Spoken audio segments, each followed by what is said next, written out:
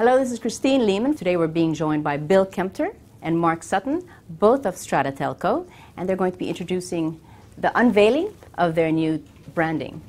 Phil? Thanks very much. Stratatech started about earlier this year in about February, and I've been in the industry for some years now, 4 or 5 years, and my background in the last 4 or 5 years has been president of Arama, and I've now stepped aside from that activity. But during the process of being in management rights, I saw that there was gaps in the market. We've got some excellent accountants in the industry and lawyers and valuers and so forth. And what I saw was some gaps in technology for the industry. Myself as an operator, I was trying to find people that could supply broadband and various other services for us, and I just couldn't determine or couldn't identify people who I felt comfortable working with. So the idea came along that we would form a technology company, and the genesis of the company was in February this year, where we started Stratatech. In July this year, I've sold my business, my management rights business, and now working full-time in Stratatech. But today I'd like to announce the unveiling of a new company. We're changing from Stratatech, and we're moving to a company called Strata Technologies, or Stratatech will be our branding name. More befitting, yes. Yes, and what we're trying to do there is to introduce a whole range of technologies beyond the telephony-type systems that we were focusing on earlier this year. And we'll talk more about that, no doubt, during the time of the other discussion this morning. Thank you. Mark, you come from this, it seems like you're this is hand to glove coming into this industry. Well, thanks, Kristine. I hope so. For the last 35 years, I've worked specifically in technology, focusing on large corporate accounts and business to business, in both substantially reducing their everyday running costs and business expenses, while also assisting them to achieve net profit. So the actual growth, net growth for them is often not only very substantial, but happens very quickly. And so there was a natural fit between our directors contacting me, and I'd been working and consulting with them previously. And here we are, and it's working well already here on the coast and on the Sunshine Coast, and we'll share with you some of those success stories a little bit later.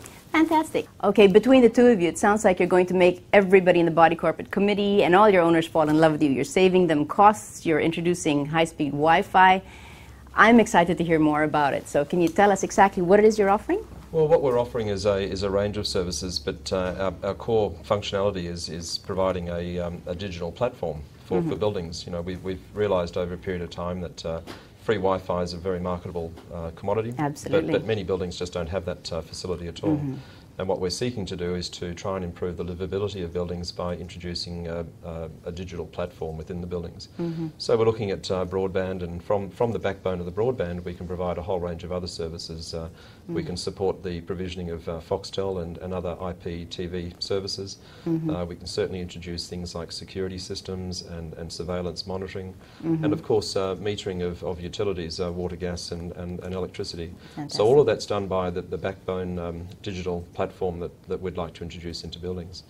And we do that by working with building managers and the strata communities directly. Before some managers actually jump the gun and say, forget it, I've tried this before, it won't work for me, can you tell us how easy it is to actually get your product into buildings? Well, we understand strata communities are very difficult places. There's a lot of competing interest groups within the strata communities.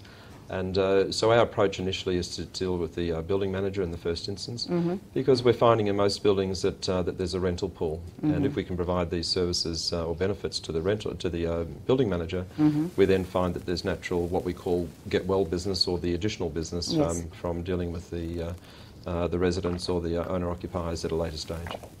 Okay, but say in hardware, I've heard some buildings say, well, we have this the disadvantage of this huge pillar in the middle of the building which does not allow us to get facilities through. Yes. Is that an issue?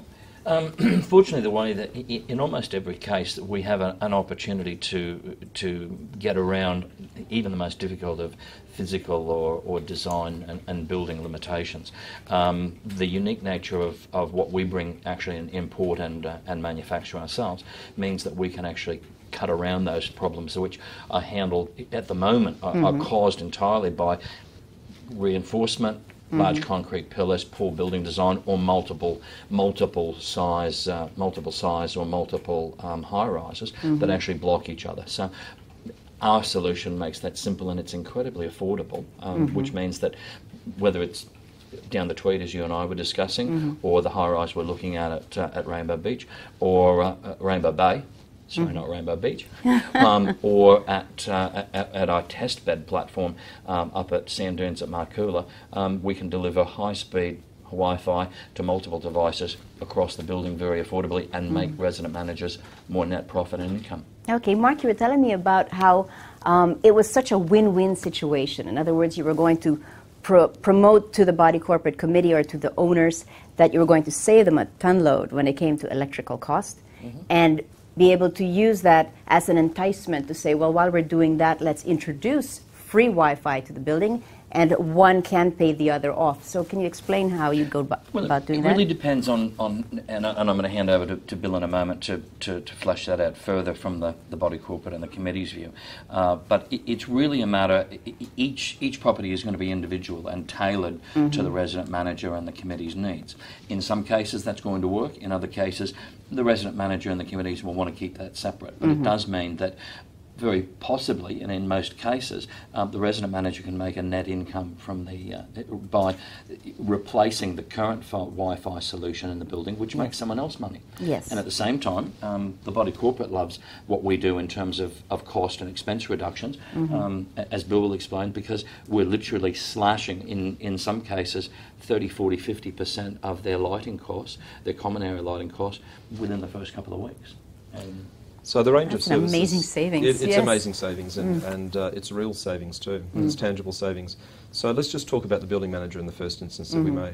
We're talking about providing broadband services initially for the building manager to provide that range of services, provisioning of broadband and potentially Foxtel or other IPTV services to his letting pool, his or her letting pool. In time, we believe that the owner-occupiers and other residents in the building who are outside of his immediate rental pool may also take up the provisioning of those services as well. Realise the savings. And the benefits that we do is that we offer basically a no contract solution for those people.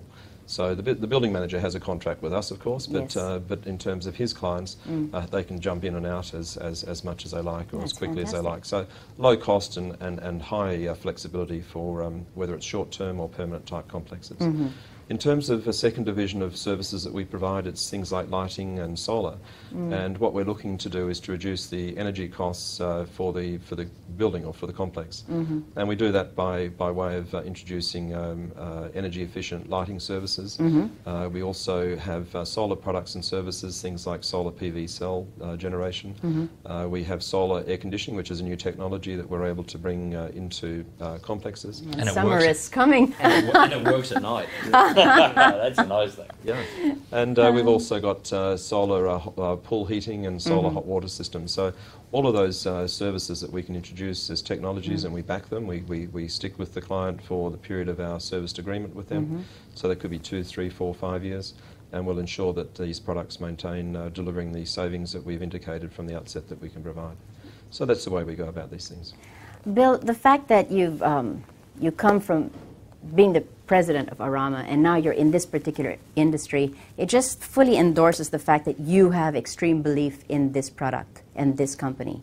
Well, we do, but we want to give back to the industry that's been very supportive of us, and like Raz, Rusty and Mike, who have been terrific people over the years, and continue to be terrific ambassadors for the industry and management rights. Raz, for example, is a major corporate partner of Arama, and similarly, Stratatechnology, or Stratatech as we'd like to call ourselves now, are corporate partners of Arama. So we want to give back to the industry what the industry has given to us. So we're a little unique in terms of the way in which we do our business, because we're not like other suppliers who want to take an income stream and retain it for themselves. We certainly want to give back to the industry and promote the industry. You seem to be passing on the savings all through. Very much so, yeah. Okay. Obviously, you've been in the industry or this particular business for how long now? Well, our partners, I've been in the industry for 4 years as a management right operator and obviously involved with Arama. My other two partners, the other two directors, Chris Horn has been in the industry for many years as well. He's been a chair of a body corporate, a $1 billion body corporate facility, mixed development in Darwin, and he was also the chair of a building that I managed for the last number of years as well in Tenerife, a Woolstore complex.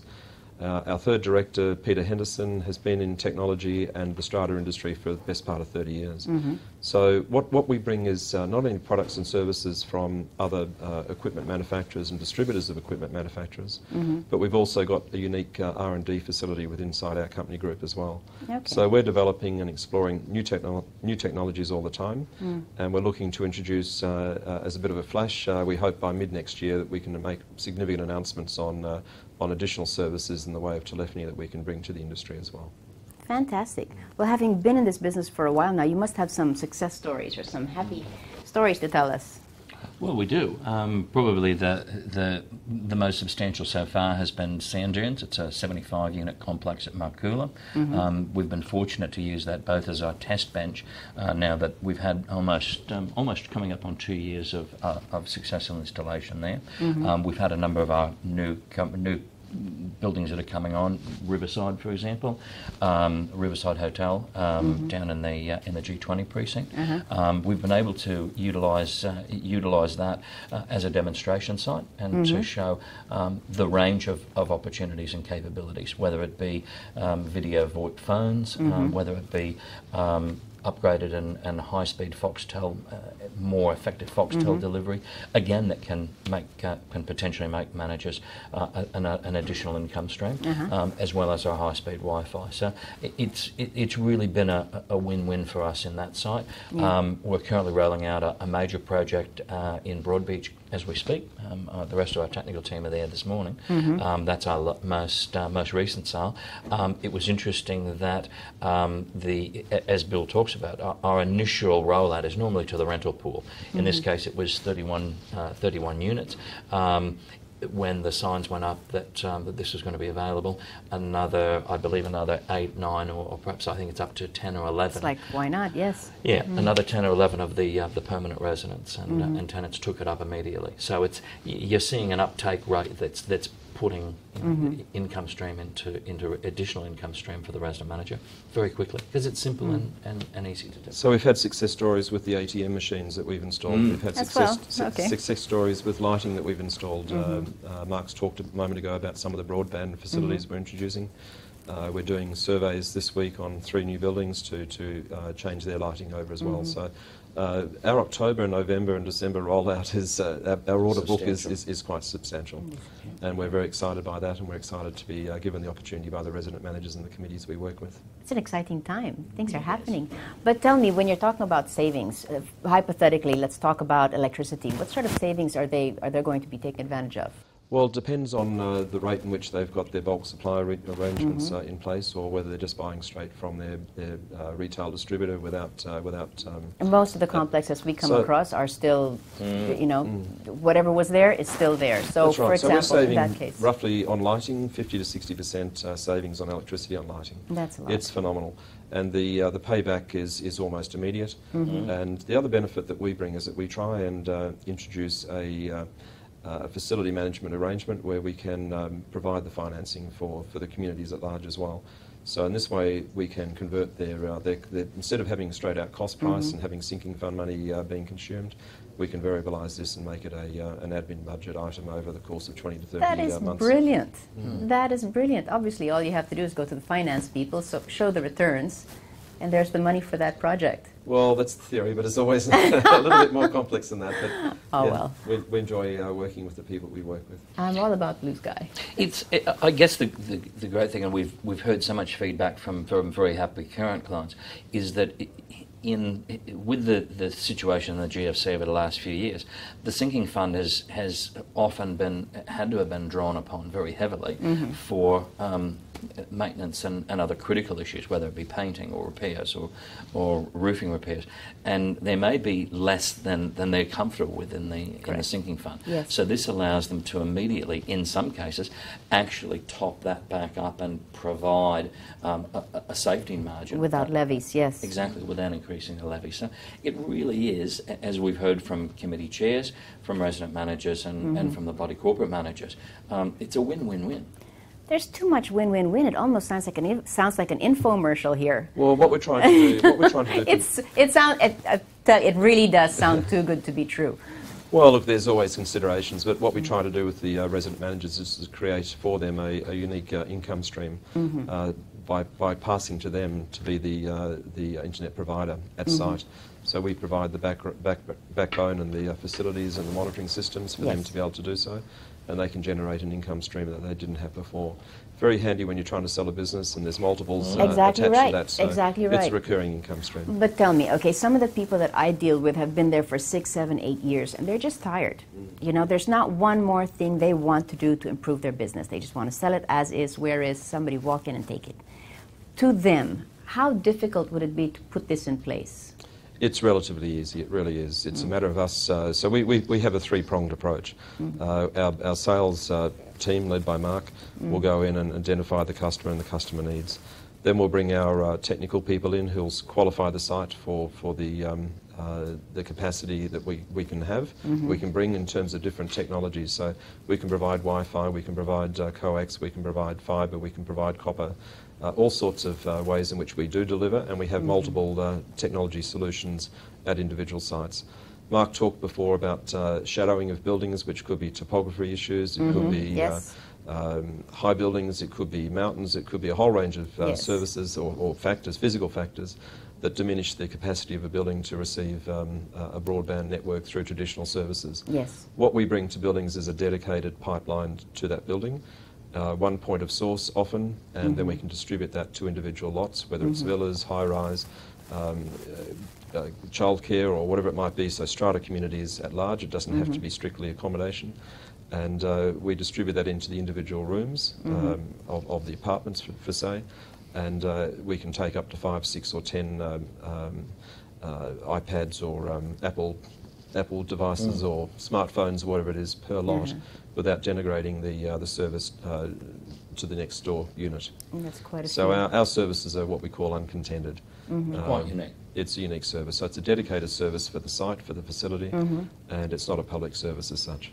Okay. A friend of ours at Broadbeach, for example, they've got a Wi-Fi facility in their building of about 14, 15 units, and it's so-called free, but it works terribly, and so it's frustrating. The guests are unhappy. You know, if someone That's comes one in, more tick against you in TripAdvisor. and so if someone comes in with a couple of old laptops, or a larger family takes a couple of suites, all of a sudden the rest of the building gets knocked out. And so this allows them to eliminate that very simply. Okay. Now for people who are afraid, it just sounds so good, too good. Costs? Costs are very much dependent on the solutions that we would recommend for the building and for the size of the building and the complexity of the building. Yes. So what we do, we talk to, in the first case, to the building manager if it's a facility that the building manager would like to introduce, and or the committee, depending on the extent of the service that they'd like to take up. As I mentioned before, we've got financing solutions that will variabilise those sort of costs rather than having a fixed capital. But the solutions have got immediate payback. So yes, there's an outlay, but the reality is that there's also a significant payback within 12 months in most cases. So you've basically figured out a way to make it painless, to start people off on the right foot. And actually, it's not like most investments people put in with their sinking fund. There's no return. In this case, there is an investment which is actually financed, but in the end, you come up with a profit. Very quickly. Yeah. So there's a win-win for the building manager, there's a win-win obviously for the communities if we can save energy costs for them as well. So what we're seeking to do is to provide solutions right across the board, and the approach that we adopt is a very systematic approach. It's slow, it's methodical, but at the end of the day it's a solution that we will back and support for the next 2, 3, 4, 5 years, depending on the terms of the agreements we have with those communities. Well, it really sounds like they're going to end up in love with you after this project. You're going to be the heroes. That's very kind of you. It's going to be fantastic to actually align yourselves with this company, because really they're out to protect you, to help you, to bring you to the next level. So whether you've been there for a long time or you're just starting out, really I do suggest you align yourself with this company and see what costs you can save. Bill, Mark, thanks so much for coming. Thank you so much, Kristine, thank you very much. Really Pleasure to talk to you today.